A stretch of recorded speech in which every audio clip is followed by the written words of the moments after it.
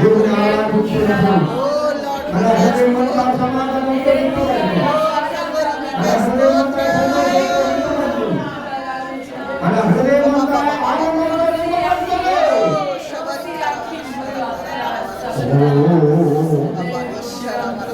ప్రభా స్తోత్రం తండ్రి. ఆయన ఆత్మతో శ్రద్ధలతో మిమ్మల్ని ఆరాధించడానికి నీ యొక్క ఆశీర్వాదకరమైన ఇంతకన్నా ఈ లోకంలో భాగ్యం లేదు ప్రభు. ఇంతకన్నా ఈ లోకంలో భాగ్యం లేదు నాన్న. ఈ సన్నిధిలో నేను స్తుతిస్తూ చిరకాలని మందిరంలో నేను నివాసం చేయాలి. మా ఆశ నెరవేర్చునైనా, మా కోరిక నెరవేర్చునైనా, శాశ్వత కాలము నీతోనే ఉండాలి ప్రభువా. బిడ్డను దీవించండి. రాష్ట్రాలను సిద్ధపరిచి మాతో మాట్లాడమని యేసు నామం పేరిట వేడుకొంటున్నాం తండ్రి. హల్లెలూయా. ప్రియులారా, అందరం కూర్చుందాం.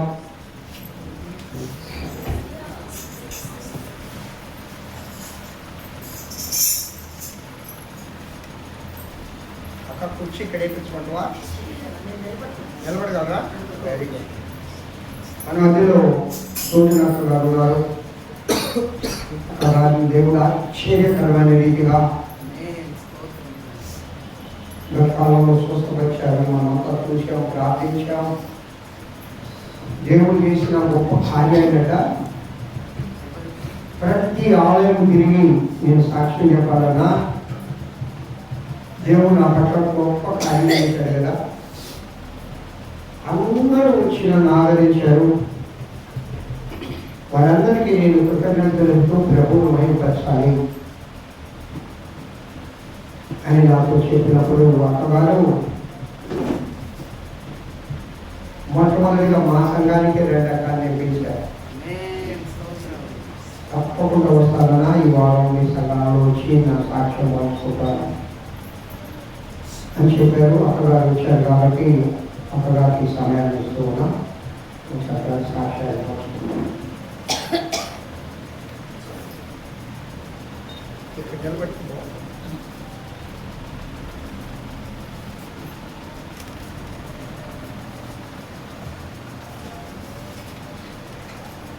అలాగే వాక్యం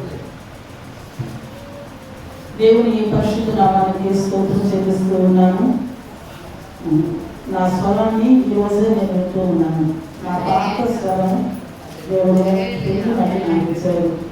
దేవునికి వందనాలు తెలియజేస్తూ ఉన్నాను. కూడి వచ్చినటువంటి మీ అందరికీ అలాగే అవకాశాలు కలిగించిన వందనాలు తెలియజేస్తూ ఉన్నాను. 2028 2025 28వ తారీఖు ఆదివారం దేవుడు నా జీవితంలో అద్భుతమైనటువంటి కార్యాన్ని చేసి ఉన్నాడు.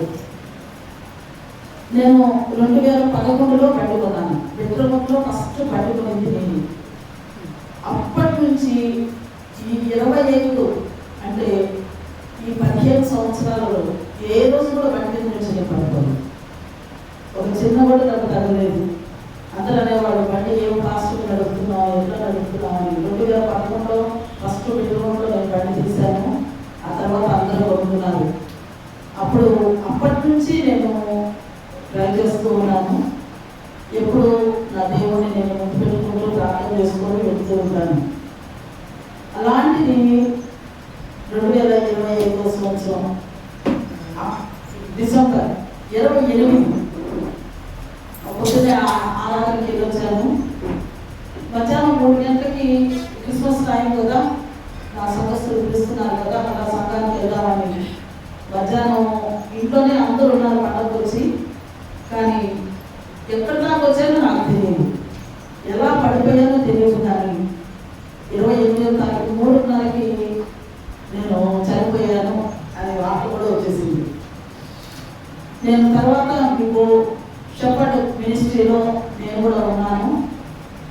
ఆ ఫోటో పెడతాను, దాన్ని చూడండి. చూడలేదు, డిలీట్ చేసేయండి. ఎందుకంటే కొంతమంది నేను ఫోటో పెట్టి చూసిన తర్వాత బాధపడి 3 రోజులు నిద్రపోలేదన్న ఫోన్ చేశారు. కాబట్టి అలాంటి స్థితిలో నుంచి దేవుడు నన్ను లేపాడు. ఎంత అద్భుతంగా లేపాడు అంటే, చనిపోయాను అని గేట్ దాకిన తర్వాత చనిపోయిన నేను తీసుకొస్తున్నారేమో అనుకున్నాను. నాకు మా చెల్లెలు పక్కన ఉండేది, మెటాస్ చెల్లెలు. ఆ చెప్పింది ప్రతి విషయం. నాకు 22 రోజుల్లో నేను బాగైన తర్వాత ఎవరు వచ్చారు, ఎవరు ప్రార్థన చేశారు, ఎవరు చేశారు, ఈ పిల్లలు మొత్తానికి నేను రుణపడుతున్నాను, సంఘాలన్నిటికీ. ఎందుకంటే అంతగా ప్రార్థన చేశారు. ఇలాంటి దెబ్బ ఎవరికి తగలదేమో, దెబ్బ చిన్నది, ఎక్కడ గాయం అవ్వలేదు. నాకు ఈ చేయి ఒక్కటే గీసుకుంది, తల దగ్గర నరం చిట్లింది, 2 గుడ్లు పడ్డాయని చెప్పింది చెల్లి.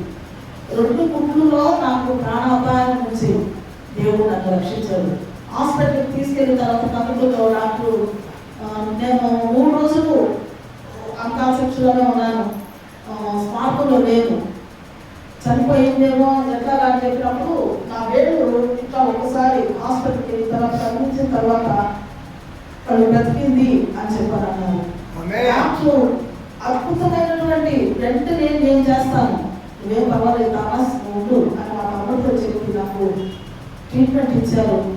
22 రోజుల్లో నేను గుర్తు తీయడానికి వెళ్తే డాక్టర్ ఉన్నాడు, గుర్తు తీసేశాడు, మీ దేవుడు బ్రతికించాడు, ఆ రిపోర్ట్స్ పడేసి అన్నారు. నేను ఆ రిపోర్ట్స్ పడేసి దేవుడిని ఎంతగా స్థుతించాలంటే అంతగా. నేను అంతా చెప్పానా, నా కొడుకు సంఘం అంతా ప్రార్థన చేసింది, నేను వెళ్ళి సంఘంలో ప్రతి సంఘంలో నేను సాక్ష్యం తెలుపుకోవాలి, దేవుడు అద్భుతమైనటువంటి రీతిలో నన్ను ఏం చేశాడు. కాబట్టి ఏమిచ్చి నేను నా రుణాన్ని తీర్చుకోలేను, దేవుడికి కృతజ్ఞతాస్తుతులు చెల్లిస్తూ సంఘంలో నా సాక్ష్యాన్ని పంచుకోవాలన్నప్పుడు మొదట మా సంఘానికి వచ్చి 1వ తారీఖు దేవుడు ఎంత అద్భుతం ఏంటంటే 1వ తారీఖు ఆదివారం రావడం అనేది ఆశ్చర్యం. అది దేవుడికి వదలాలి.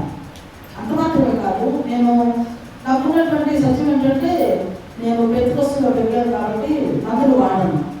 నా శరీరంలో ఒక ట్యాబ్లెట్ కూడా ఉండదు, ఇంజక్షన్ వేసుకోను. ఏదైనా 2 వాగ్దానాలు పట్టుకుంటా, నేనే నేను స్వస్థపరిచి యెహోవాను, ఆయన పొందిన గాయాల చేత స్వస్థత. ఈ 2 వాగ్దానాలు పట్టుకొని నడుస్తున్నానండి. ఇంతవరకు నడిచాను, కానీ నన్ను హాస్పిటల్కి తీసుకెళ్ళింది ఫస్ట్ టైం నా చెల్లి వాళ్ళు. ఎందుకంటే ఎవరి మనస్సు అయితే పూర్ణ శాంతిగా దేవుడి పైన ఆధారపడుతుందో దేవుడు వాళ్ళు కాపాడుతాడు. యెషయా 53:3 చెప్తాడు, ఎవరి మనసు అయితే పూర్ణ శాంతి వాళ్ళగా కాపాడుతానో వారిని నేను రక్షిస్తానని చెప్పే రీతిగా దేవుడు నా మనస్సుని పూర్తిగా దేవుడి మీదే ఎక్కువగా వాక్యాలు వాటి మీదే ఉంటారు. కాబట్టి ఎక్కడికి అయిపోయాను. కానీ పెట్టుకుంటూ మొత్తం సూచన అంటే ఎవరు, దేవుడికి నా పట్ల ఎంత ప్రేమ ఉందో. అంత మాత్రమే కాదు, మన పట్ల ఒక ఉద్దేశం దేవుడు ఉంటే దేవుడు తప్పకుండా నెరవేర్చుకుంటాడు, తను బ్రతికించి నెరవేర్చుకుంటాడు. అందుకని 118వ కీర్తన 17-18 వచనాలు ఉంటుంది చూడండి. ఒక వాక్యాన్ని మీ అందరికీ దేవుడు నన్ను అలా శిక్షించాడు, కానీ దేవుడు నన్ను మరణానికి అప్పగించలేదు. 118 యెహోవా నన్ను కఠినంగా శిక్షించదు, కానీ ఆయన మరణమునకు అప్పగించలేదు. దాని ముందు వచనంలో ఉంది, చావను సజీవులైన యెహోవా క్రియలను నేను చనిపోలేదు.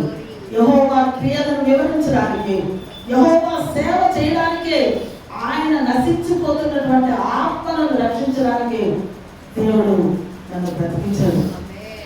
కాబట్టి ఎవరికి ఏదైనా సరే, ఏ కష్టం ఉన్నా, ఏ ఉన్నప్పటికీ మొదటగా మనం ఏం చేస్తామంటే హాస్పిటల్ కలిగిస్తాం కదా. ఏదైనా ఒక చిన్న దెబ్బ తగిలితే హాస్పిటల్ కలిగిస్తాం. హాస్పిటల్ కలిగి అసలు హాస్పిటల్లో డాక్టర్ ట్రీట్మెంట్ ఇచ్చిన తర్వాత డాక్టర్ ట్రీట్మెంట్ చేసినంత వరకు చేస్తారు. ఆ తర్వాత డాక్టర్ చెప్తాడు, అమ్మ నా వల్ల కాదు, మీరు దేవుడు మీకు బాగా వేయండి అని అంటారు కదా. నా పక్కన అలా కాదండి, నేను చచ్చిపోయినా పర్వాలేదు, కానీ నేను దేవుడిని ఆశ్రయిస్తాను. ఎందుకు అంటే ఆయన పొందిన గాయాల చేత స్వస్థత అన్నాడు. అంత మాత్రమే కాదు, నేను స్వస్థపరిచి యెహోవాను అలాంటప్పుడు ముందు యేసు దగ్గరకు వచ్చి యేసయ్య దగ్గర బ్రతిమాలుకోండి. యేసయ్య స్వస్థతి, యేసయ్య ఈ లోకంలో ఎవ్వరు డాక్టర్లు అందరికంటే అసాధ్యం. ఎవరైనా సరే యేసయ్య దగ్గరకు రావాల్సింది. వచ్చి యేసయ్యని బ్రతిమాలుకుంటే యేసయ్య స్వస్థపరుస్తాడు. ఎప్పుడైతే యేసయ్య దగ్గరకు వస్తామో దేవుడు విడుదలిస్తాడు. కానీ నన్ను అక్కడ తీసుకెళ్ళిన తర్వాత రాత్రు 20 రోజులు నేను చేసి వస్తుంటే ఆయన ఒక మాట అన్నాడు. నాకు అదే గుర్తొచ్చింది. మీ దేవుడు నిన్ను బ్రతికించాడు. ఆయన ట్రీట్మెంట్ చేసినా సరే మీ దేవుడు నిన్ను బ్రతికించాడు. అంతకంటే గొప్ప సాక్షి చెప్తున్నాను. దేవుడి దగ్గర అనుకున్నాను, ప్రభా ఎంతమంది బిడ్డలైతే నా కొరకు ప్రార్థన చేశారు, నేను బ్రతికేను, వాళ్ళందరికీ వెళ్ళి నేను సాక్ష్యం చెప్పాలయ్యా. నన్ను నేను పూర్తిగా దేవుడికి అంకితం చేసుకున్నాను కదా, కాబట్టి నేను ప్రతి సంఘంలోకి వెళ్ళి దేవుడికి కృతజ్ఞతాస్తుతులు చేస్తూ ఆ సంఘస్థులు అందరికీ వందనాలు చెప్పాలనుకున్నా. మీరందరూ వచ్చారంట, నన్ను చూడడానికి వచ్చారు. నాకైతే గుర్తులేదు, పలకరించారు, అందరూ ప్రార్థన చేశారు. మా చెల్లెలు అమ్మ ఉదయ్ గారంట, వాళ్ళందరూ సంఘస్థులు వచ్చారు, ప్రార్థన చేశారు. నేనేమో మైండ్లోనే ఉంటున్నాను, పలానా వాళ్ళకి సెకండ్ ఇస్తున్నాను చేస్తున్నాను, కానీ నాకు గుర్తుండడం లేదు, నాకు గుర్తు లేకుండా ఉంది. కాబట్టి వచ్చిన మీ అందరికీ నా కొరకు ప్రార్థన చేసి నన్ను నిలబెట్టిన దానికి మీ అందరికీ వందనాలు తెలియజేస్తూ చేస్తూ ఉన్నాను. ఒక చిన్న ప్రార్థన చేసుకొని దేవుని మాటలు మనం ప్రార్థన చేసుకున్నాం. పరిశుద్ధుడా ప్రేమ నమ్మకమైన మా పరలోక తండ్రి, మీ పరిశుద్ధ నామానికి స్తోత్రం చెల్లిస్తున్నాం. ప్రభా, కొత్త సంవత్సరం చూడబోయినప్పుడు డిసెంబర్ నెలంతా నేను నన్ను కాపాడు. ఎంతో మంది నశించిపోయారు. ఈ డిసెంబర్ 2026 సంవత్సరంలో ప్రవేశించినటువంటి యాక్సిడెంట్ లో ఎంతో మంది చనిపోయారు. నా పట్ల ఒక ఉద్దేశం ఉంది కాబట్టి నన్ను బ్రతికించావు. ఆ ఉద్దేశాన్ని నెరవేర్చడానికి నువ్వు నాకు ఒక మార్గం నడుపు ప్రభా, నీ చిత్తాన్ని బయలుపరచు. ఆ విధంగా నడుచుకోవడానికి నీకు సహాయం చేయి ప్రభా. చేయవలసినటువంటి బిడ్డలతో కొంతసేపు మాట్లాడడానికి నీ వాక్కులు నాకు వేరుపరచండి. మీరే కృప చూపి నడిపించి మహిమ పొందుకోమని యేసు పరిశుద్ధ నామమున వేడుకొనుచున్నాను తండ్రి. దేవునికి వందనాలు తెలియజేస్తూ ఉన్నాను. 103వ కీర్తన 11వ వచనాన్ని మనం చదువుతున్నాం. భూమి కంటే ఆకాశం ఎంత ఉన్నతముగా ఉన్నదో ఆయన ఎందు భయభక్తులు గలవారి ఎడల ఆయన కృప అధికముగా ఉన్నది. దేవునికి స్తోత్రం. హల్లెలూయా. ఎవరి యందు దేవుని యందు భయము భక్తి గలవారి మీద ఏముంటుందండి? ఆయన కృప అధికముగా ఉన్నది. కృప అంటే అర్థం ఏంటంటే ఆ కృపను పొందుకోవడానికి మనకు అర్హులు కాదు, ఏ యోగ్యత లేదు మనం. అలాంటి వారిని దేవుడు కృప ఇచ్చి రక్షించుకున్నాడు. ఎందుకు రక్షించుకున్నాడంటే దేవుని యందు భయము భక్తి అని కలుగుతుంది. ఈ రెండు నీ హృదయం అనే పలక మీద రాసుకోదు. మనం క్రైస్తవులము అని దేవుని బిడ్డలమే అని చెప్పుకుంటాం, కానీ దేవుని యందు భక్తి మాత్రమే ఉన్నదండి. బైబిల్లో భక్తి ప్రతి ఒక్కరికి ఉండదు. ముస్లిమ్స్ ఉండదు, హిందువులకు ఉండదు, అందరికీ భక్తి మాత్రం లేదనే వాళ్ళు ఎవరు లేదు. ప్రతి ఒక్కరికి భక్తి ఉంది. అయితే దేవుడు అంటూ ఉన్నాడు, భయం భక్తి సరిపోదు, భయం కూడా భక్తి అంటే దేవుణ్ణి స్తుతించడం, దేవుణ్ణి ఆరాధించడం అంత మాత్రమే కాదు, దేవుడు చెప్పినట్లు చేయడం భక్తి. భయము అంటే ఆయన ఏదైతే చెప్తాడో దానిని నెరవేర్చడమే భక్తి. అర్థమైందని భయము కూడా మనం కలిగి ఉండడానికి నేర్చుకోవాలి. చాలా మందికి మనం అందరూ క్రైస్తవులు చెప్పుకుంటాం, కానీ మనందరికి భక్తి మాత్రం ఉంది, భయం మాత్రం. అయితే దేవుడు ఉదయకాల సమయంలో దేవుని యందు భయము భక్తి కలిగి ఉంటే ఆయన కృప మనకి ఇస్తాం. ఆయన కృప అంత అధికముగా ఉంది. దేవుని యందు భయము భక్తి కలిగి ఉన్నాను కాబట్టి దేవుడు నన్ను బ్రతికించాడు. నేను ఇలా ఉన్నప్పుడు నా 28వ తారీఖు నాతో పాటు మన సోమరాజు గారు ఉన్నారు సింగర్. వాళ్ళ అన్న యాక్సిడెంట్ యాక్సిడెంట్లోనే చనిపోయాడు. 2 రోజులు హాస్పిటల్లో పెట్టుకొని 3వ రోజు చనిపోయింది అని చెప్పాను. వాళ్ళన్న చనిపోయినప్పుడు నాకు తెలియలేదు. ఒక 5 రోజుల తర్వాత నాకు ఫోన్లో మెసేజ్ పెట్టారు, అన్న చనిపోయాడు యాక్సిడెంట్. నేను ఎంత దేవుని స్తుతించాను. నా ఫోటో చూస్తే మీరు అలాంటి స్థితిలోనే ఉన్నాను. అలాంటి దేవుడు రప్పించాడు. నేను తలుపు తీస్తే ఇంటి ఎదురుగానే ఉంటాడు కదా. ఎలా చనిపోయారు యాక్సిడెంట్తో దేవుడు తీసేసుకున్నాడు. కానీ దేవుడి ఉద్దేశం నా పట్ల ఉంది కాబట్టి దేవుడు నన్ను రప్పించాడు. ఆయన కృప నా మీద ఉంది. అందుకని దేవుని యొక్క భయము భక్తి కలిగినటువంటి వారికి దేవుడిచ్చే 7 ఆశీర్వాదాల గురించి మనం నేర్చుకుందాం. దేవుడిచ్చేటటువంటి భయము భక్తి కలిగినటువంటి వారికి దేవుడిచ్చేటటువంటి ఆశీర్వాదం. నేను ఎక్కడికి వెళ్ళను, దేవుడి కీర్తనల గ్రంథంలోని వాక్యాన్ని చెప్పేసేసి నేను మీ అందరికీ తెలుసు. దేవుని యందు భయము కలిగి ఉండాలి, భక్తి కలిగి ఉండాలి. భక్తి ఒక్కటే సరిపోదండి కదా. అందుకని తిమోతిలో చెప్తూ ఉంటాడు, పైకి భక్తి గలవారు ఏంటి ఏముందంట, దేవుని యొక్క శక్తిని ఆశ్రయించిన వారుగా ఉంటారు. అలాంటి స్థితి మనకొద్దు. ఉంటే యథార్థంగా దేవుని యందు భక్తితో మనము కొనసాగాలి. ఎప్పుడైతే కొనసాగుతామో ఆయనకు భయపడినటువంటి వాళ్ళగా ఉంటాం. దేవుడు ఫలానా మనం వెళ్ళాలి అని చెప్పినప్పుడు మనం ఏం చేస్తామంటే తప్పకుండా రావాలి. కొంతమందికి ఇప్పుడు ఆరాధన 10 గంటలకు అని చెప్పాము అనుకోండి, భక్తి ఉంది కదా. అందుకని ఎన్ని గంటలకు వస్తాం మనము, 11 గంటలకు వచ్చినా భక్తే, 11:30 వచ్చినా 12 గంటలకు వచ్చినా భక్తే. కానీ బయట నేను ఎట్లా ఉంటుందంటే 10 గంటలు కాబట్టి సేవకుడి కన్నా ముందు వెళ్ళిపోవాలి. నేను ఎప్పుడండి ఒక స్పీకర్గా ఒక 2,000 మంది ముందు మాట్లాడినా సరే, నా సేవా సర్వీస్లో నన్ను స్పీకర్గా పిలిచినా సరే ఏ రోజు పెట్టగలను. అందరికంటే ముందు ఉంటాను. ఎందుకంటే మనం మాటలు చూపించాలని వాళ్ళు ఎంత టైం అన్నా చెప్పుకొని 10 గంటల కంటే 10 గంటలు ఉంటారు. వాళ్ళు అంటారు, మేడం ఇంకా ఎవరు రాలేదండి, వాళ్ళు వచ్చే వరకు మీకు లోపల ఉండండి అంటారు.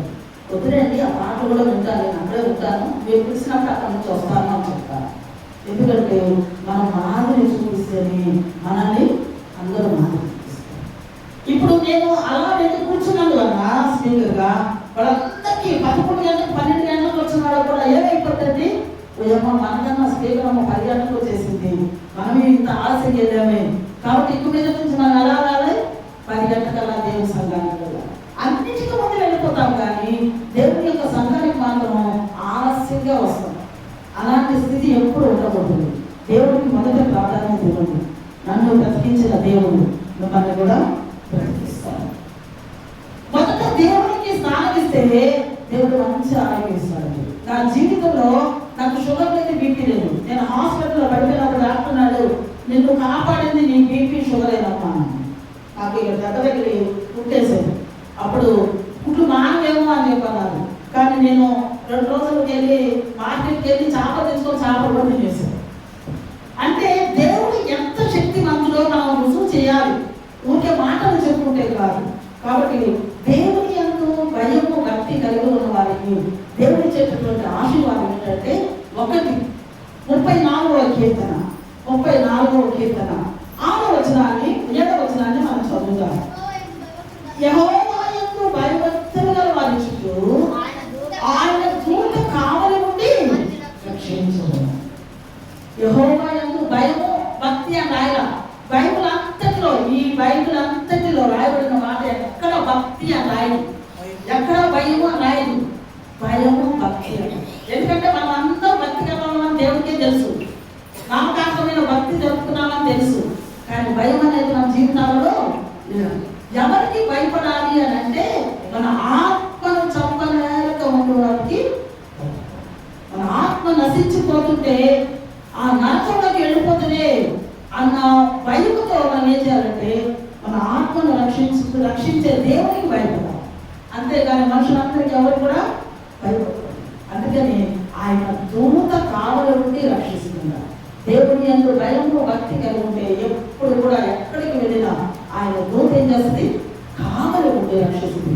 ఒకవేళ ఎలాంటి ప్రమాదం వచ్చినా ఆయన నిన్ను కాపాడే దేవుడు, రక్షించే దేవుడు. కాబట్టి దేవుని యందు భయము భక్తి కలిగి ఉండడానికి మనం నేర్చుకోవాలి. రెండవదిగా దేవుని యందు భయము భక్తి కలిగి ఉన్న వారికి రెండవది ఇచ్చేదంటే దేవుని యొక్క కను దృష్టి మన మీద ఉంటుంది. దేవుని యొక్క కను దృష్టి మన మీద ఉంటుంది. 33వ కీర్తన 19వ వచనాన్ని మనం చూద్దాం. యెహోవా దృష్టి ఆయన యందు భయభక్తులు గల వారి మీదను ఆయన కృప కొరకు కనిపెట్టే వారి మీదను నిలుచును. హల్లెలూయా. ఎవరి మీదంటే ఆయన దృష్టి ఉండేది దేవుని యందు భయము భక్తి గల వారి మీద. ఎవరి దృష్టి ఉంటుందంటే యెహోవా దృష్టి ఉండదు. ఇక్కడ యేసు ప్రభు ఉన్నాడా? మనకు కనబడుతున్నాడా? కనబడదు. కానీ ఎవరెవరు ఉన్నారా అనేది ఆయన కను దృష్టి ఏం చేస్తుందంట? అందుకనే 2వ దినవృత్తాంతాలు 9:16 చెప్తా ఉంటుంది. ఆయన కను దృష్టి లోకమంతా సంచారం చేస్తుంది. ఆయన కను దృష్టి ఏం చేస్తుందంట? లోకమంతా సంచారం చేస్తుంది. కాబట్టి ఆయన కను దృష్టిలో ఉండాలి అని అంటే మనం ఎలా ఉండాలంటే దేవుని యందు భయము భక్తి కలిగి ఉండాలి. మూడవదిగా యెహోవా భయభక్తులు గల వారి మీద ఎలాంటి వారి మీద దేవుడు ఉంచుతాడు, ఆయన కను దృష్టి ఎలా ఉంటది అని అంటే ఆయన మనకు ఏమన్నా తక్కువగా ఉన్నప్పుడు ఆయన సమృద్ధి దయచేస్తాడు. ఆయన సమృద్ధిని మనం లేమో అనుకొని ఇతరుల మీద ఆధారపడి జీవిస్తాం. ఇతరుల మీద మనం ఏం చేస్తామండి? ఆధారపడి జీవిస్తాం. కానీ ఆయన దాచి ఉంచడు నీ కొరకు మేలు. ఆ మేలు నువ్వు అనుభవించుకోవాలి. ఎవరికి మీద మేలు ఉంటుందంటే దేవుని యందు భయము భక్తి గల వారి మీద మేలు ఉంటుంది. 31వ కీర్తన 19వ వచనాన్ని మనం చూద్దాం. నీ యందు భయభక్తులు గల వారి నిమిత్తము నీవు దాచి ఉంచిన మేలు ఎంతో గొప్పది. నరుడు ఎదుట నీవు ఆశ్రయించు వారి నిమిత్తము నీవు సిద్ధపరిచిన మేలు ఎంతో గొప్పది. మా దేవుడు ఎంత గొప్ప దేవుడు అండి. దాచి ఉంచాడు. మనం ఆ మేలు ఏంటో మనం గుర్తులేదు. నీకు ఏదైనా కష్టం వచ్చినా ఏమొచ్చినా మోకరించి ప్రార్థించి ఏ కష్టం వచ్చినా నిమిషంలో దేవుడు చేస్తాడు. నేను ప్రార్థన చేసినప్పుడు ఏదైనా సమస్య వచ్చినప్పుడు ఎవరు చెప్పుకోవాలా అని చెప్పాలని ఆలోచిస్తూ ఉంటాను. అలాంటప్పుడు దేవుడు అర్థాన్ని ఇచ్చాడు కదా, నీకు దాచి ఉంచిన వేరు ఎంతో గొప్పదన్నాడు కదా, ఏంటి ఆ వేరు అని చెప్పాలని మోకరించి ప్రార్థన చేస్తాను. వెంటనే దేవుడు ఎక్కడి నుంచి ఆ వేరు దేవుడు నాకు దయచేస్తాడు. కాబట్టి దేవుని యొక్క భయము భక్తి కలిగి ఉంటే దేవుడు దాచి ఉంచిన మేలు ఎంతో గొప్పది అని చెప్పుకోవాలి. 4వదిగా దేవుని యొక్క భయము భక్తి గల వారి మీద ఎలాంటి అంటే నువ్వు కోరుకోవలసిన మార్గాన్ని దేవుడు నీకేం చేస్తాడు? బోధిస్తాడు. నువ్వు కోరుకోవలసిన మార్గాన్ని నీకేం చేస్తాడు? దేవుడు బోధిస్తాడు. 145వ కీర్తన 19వ వచనాన్ని మనం చూద్దాం.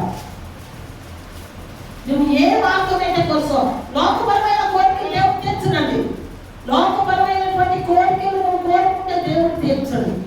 దేవుని యందు భయభక్తులు కలిగి నీవు దేవునిలో కోరుకోవాలి. ప్రభా, నా కుటుంబం రక్షణ పొందాలి, నా కుటుంబం ఆత్మీయంగా ఎదగాలి, ప్రభా నా కుటుంబంలో సమస్యలు ఉన్నాయి, ఇలాంటి సమస్యలన్నిటిని తీసి ప్రశాంతంగా నేను జీవించాలయ్యా అని దేవుని యందు ప్రార్థన చేస్తే నువ్వు కోరుకోవాల్సిన మార్గాన్ని దేవుడికి ఏం చేస్తాడంట? బోధిస్తాడు. అందుకే 147 ఏం చెప్పంటే తన యందు భయభక్తులు గల వారి కోరిక ఆయన నెరవేర్చును. వారి మొర ఆలకించి వారిని రక్షించును అని చెప్తూ ఉంటాడు. కాబట్టి ఆయన మొర ఆలకిస్తూ ఉన్నాడు. నువ్వు మొర పెడుతున్నావా? ఏమిటి? రోజుకి 24 గంటలు ఉన్నాయి. 24 గంటలు మేము దేవునికి ఏమిటి దేవుడు అన్నాడు, బట్టలు తుక్కో, అంట్లు కడుక్కో, నీ ఇష్టం వచ్చినట్టు పని చేసుకో. 24 గంటలు 2 గంటలు మనం ప్రార్థన చేస్తున్నాము. 2 గంటలు ప్రార్థించే వాళ్ళు ఎవరు ఉన్నారు? దేవుడు మరి దేవుడు మన కోరికలు తీర్చమంటే ఎట్లా తీస్తారు కదా. అందుకనే 25వ కీర్తన 12లో చూడండి, దేవుడు ఏం చెప్తూ ఉన్నాడు? యెహోవా యందు భయభక్తులుగా ఎవడో వాడు కోరుకోవలసిన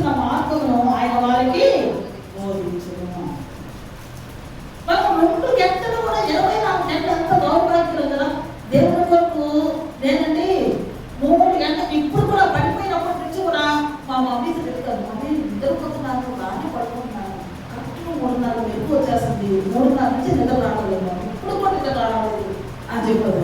అలా కూర్చొని 3:30 నుంచి 4:30 వరకు ప్రార్థన చేస్తాను. ఈ దెబ్బలో కూడా నేను నా ప్రార్థన నేను అందుకనే దేవుడు నన్ను బ్రతికించలేమో అనుకున్నాను.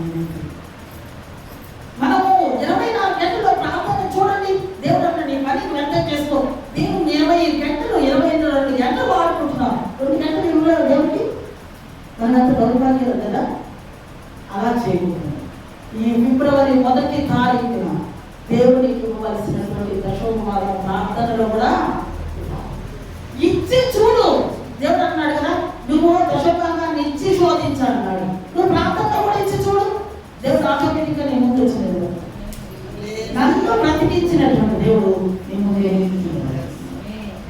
కాబట్టి నువ్వు కోరుకోవలసినటువంటి మార్గమును దేవుడు నీకు బోధిస్తాను అని చెప్తున్నాడు.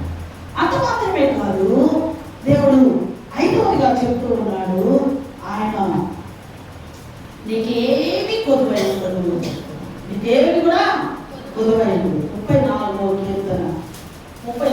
కీర్తన 10-11 వచనాలు మనం చదువుతున్నాం.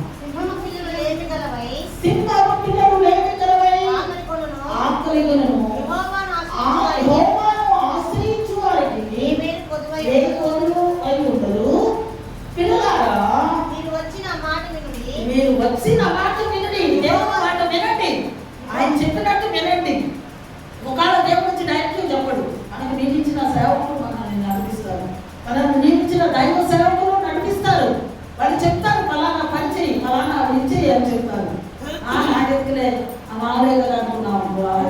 ఒక దైవ సేవకుడికి నిలబడుతున్నా సరే, ఎవరైనా ఒక చిన్న పిల్లలైనా సరే దేవుడికి నిలబెట్టుకొని మాట్లాడుకుంటున్నాడంటే, దేవుడు మాట్లాడుతున్నాడనే సెన్స్ నీకు ఎప్పుడైతే కలుగుతుందో ఆ వాక్యం నువ్వు జీర్ణించుకున్నావు. ఆ మామూలు వ్యక్తులు కదా అని అనుకున్నావు అనుకో, నీ వాక్యము పనిచేయదు, ప్రార్థన పనిచేయదు.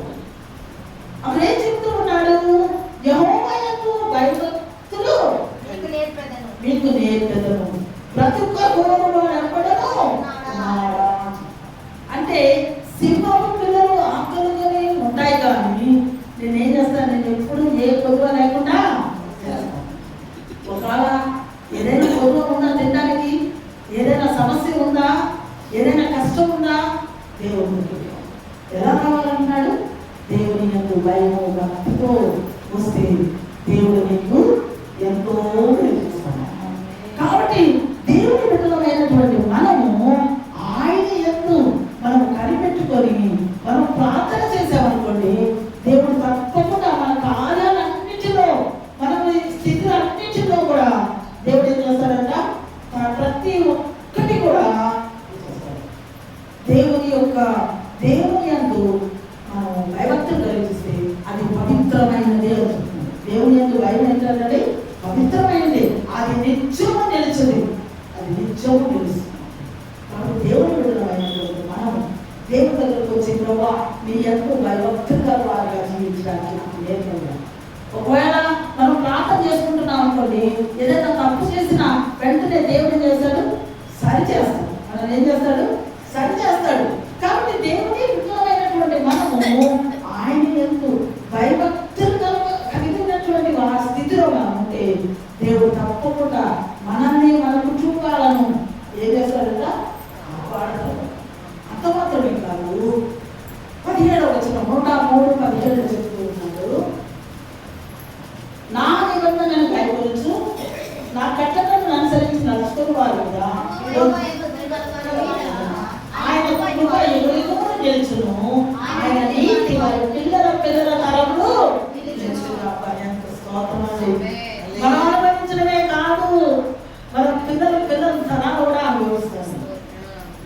కాబట్టి దేవుని బిడ్డలమైనటువంటి మనం ఈ ఉదయకాల సమయంలో 1వ తారీఖున తీర్మానం చేసుకున్నాం, ప్రభా నీ యందు భయభక్తులు కలిగిన నాకు నేర్పించాను.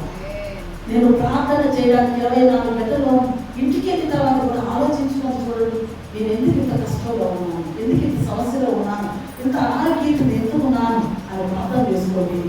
దేవుడు ప్రతి దానికి సమస్యకు పరిష్కారం. దేవుని యొక్క భయము భక్తి కలిగి జీవిస్తూ దేవుడి ఇచ్చే ఆశీర్వాదాలన్నిటినీ మనం స్వతంత్రించుకుందాం. ఇంకా ఎన్నో ఉన్నాయి కాబట్టి వాటన్నిటినీ మనం అందరం సిద్ధపరచుకొని మనం ఏం చేయాలి? మనం ఎంతగానో స్తుతించాలి. దేవుని ఎంతగానో స్తుతించబడుతున్నాము. కాబట్టి దేవుడిని నేను భయము భక్తి కలిగి ఉండాలని ఈ సంఘాన్ని కోరుకుంటున్నాను. అట్టి కృపను దేవుడు మనందరికీ దయచేయగాక. పరిశుద్ధ ప్రేమ నమ్మకమైన పనులకి ఈ పరిశుద్ధ నామానికి స్తోత్రం చెల్లిస్తూ వాక్యం అనే విత్తనాలు చదివినప్పుడు నేను ప్రతి రూపాయలకు దయచేయగా ప్రభావ దేవుడు ఏమైనా తప్పులు క్షమించి నీ వాక్యాన్ని అంగీకరించే ప్రభావ నీ వాక్యాన్ని మా హృదయం మీద అది పలక మీద రాసుకుంటాను. వాటిని జ్వాలించి నేను వైవక్తులుగా వారిగా ఉండడానికి ప్రార్థనలో ఎదగడానికి మీరు మాకు సహాయం చేయండి. ఈ వాక్యం నిరంతరంగా మరి దయచేయండి. యేసు పరిశుద్ధ నామమున వేడుకొంచున్నాను తండ్రి. అవకాశం ఇచ్చిన పాస్టర్ మరియు సదస్సులందరికీ ధన్యవాదాలు.